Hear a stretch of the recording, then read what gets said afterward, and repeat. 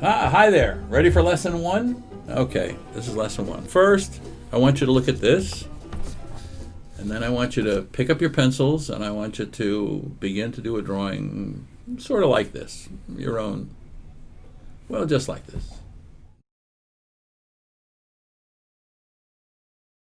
No, I guess not. We'll put this aside, and we'll talk while I start this other drawing. You will note I have a light box here, and I'm going to trace a photograph. While I trace, we're going to talk. We're going to chit-chat. You'll notice this is a number 2 secretary pencil.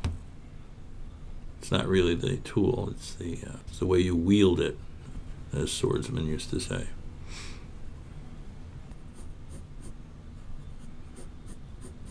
You'll probably recognize this. I'm using the actor who plays Aquaman in the Justice League movie.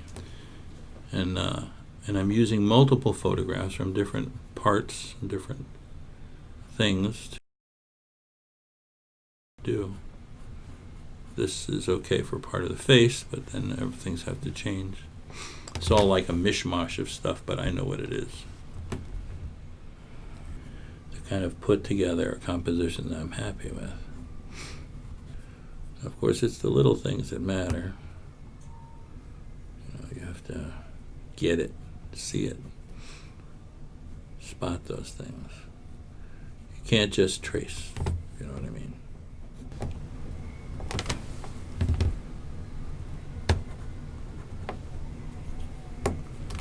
I'm blocking the light so I can see better.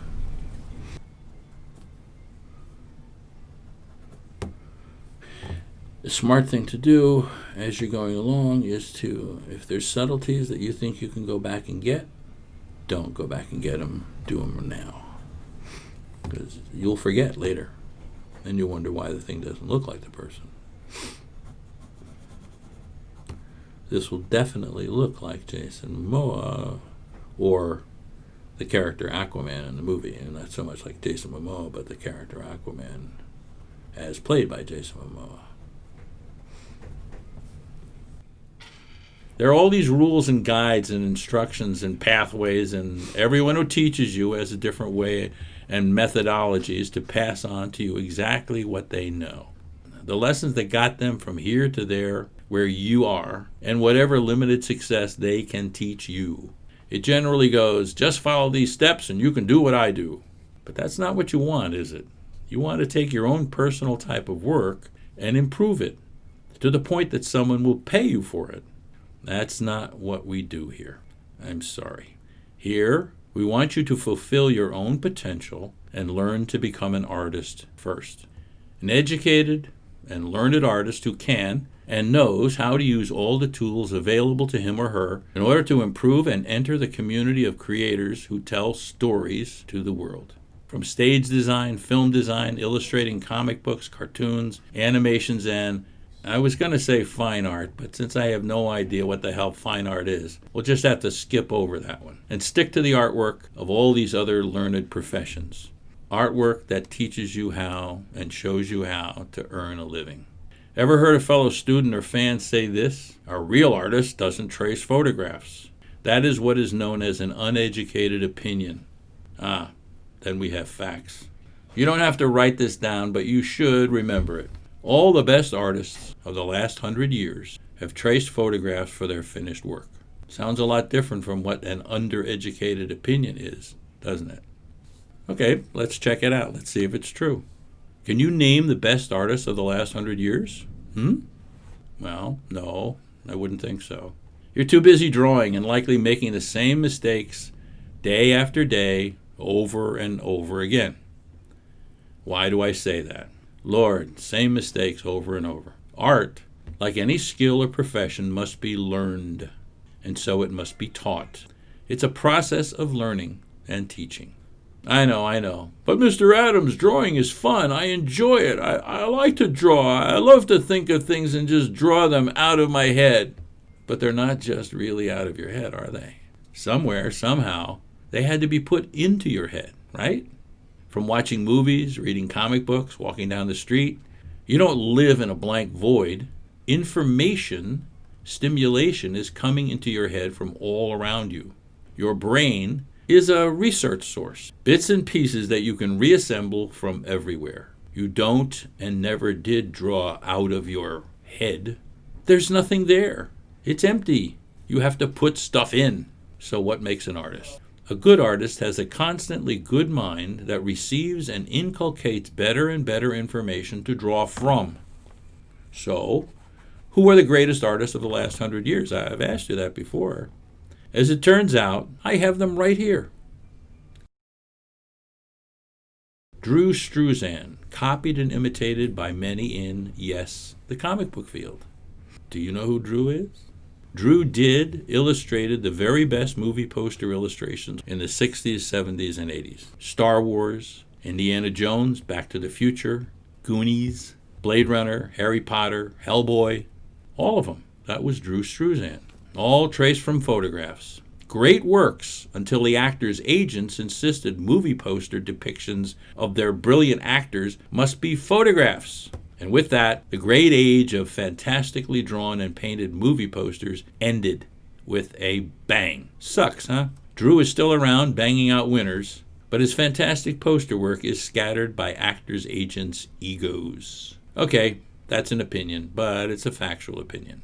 Next, Bob Peak, brilliant illustrator of the 50s, 60s, and 70s. His work continues to inspire artists all over the world. Worked entirely from photographs.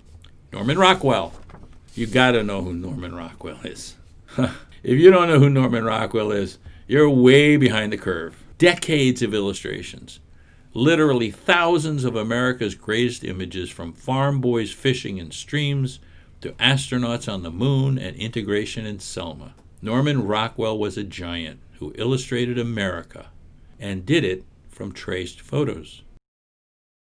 Mark English, Austin Briggs, Bernard Fuchs, and 100 others, and even at the turn of the last century, Alphonse Mucha, a greater artist never was. Alphonse Mucha, a man who in the middle of the greatest career ever painted and illustrating the greatest entertainers and personalities of his time, helped to popularize the modern nouveau art that raced throughout the world. Alphonse Mucha. And in midlife, Alphonse put a halt to his career, probably the greatest career in art history, to move to a drafty, or so they say, castle in Czechoslovakia, to paint on 12-foot-high canvases the high points of the Slav epic, a tale of a people, a fantastic and epic work, mostly ignored by his patron and the world, kept in the basement until today, 100 years later, for you to look at, and all traced from photographs. All traced from photographs. Is this my opinion? Is this Neal Adams' opinion? No, this is fact. We walk in the footsteps of giants, and those giants traced photographs. Before 100 years ago, painters and sculptors worked from models who posed for them for hour upon hour at a time. In fact, when you go to the museums and see all those old paintings, you've done that. One unspoken word comes into your mind, but you refrain from saying it. That word? Boring. Boring. Why is that old stuff so bloody boring? Because people had to pose for it for 5 hours at a time. Try to imagine a pose you could hold for 5 hours comfortably. And so boring. But with the coming of the camera, we get life, drama, interest, humor. We get the world. And there are people who say, a real artist doesn't trace photographs. No, that's not true. A real artist, all of them, the best, trace photographs. Remember this, because it will never happen to you. When you're ready to retire at, 65, 70 years old, no old knucklehead is going to come to your door and hand you a check for $10 million to pay you back for ruining your career back when you were teenagers, and he stupidly told you real artists don't trace photographs. And he'd just like to give you $10 million for being so wrong. That will never happen. So where can you learn the facts besides here with me?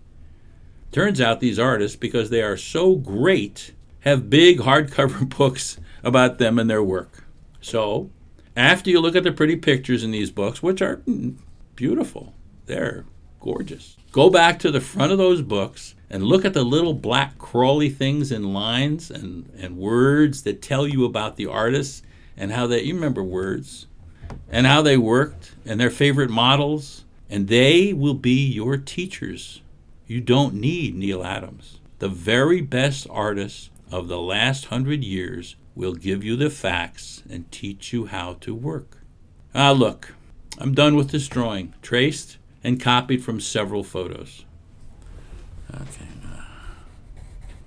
Okay, so we're back to our drawing, and here it is now. I'm putting the water effect in here, which later on will be done with color, but that'll give you an idea of the way the drawing is finishing up.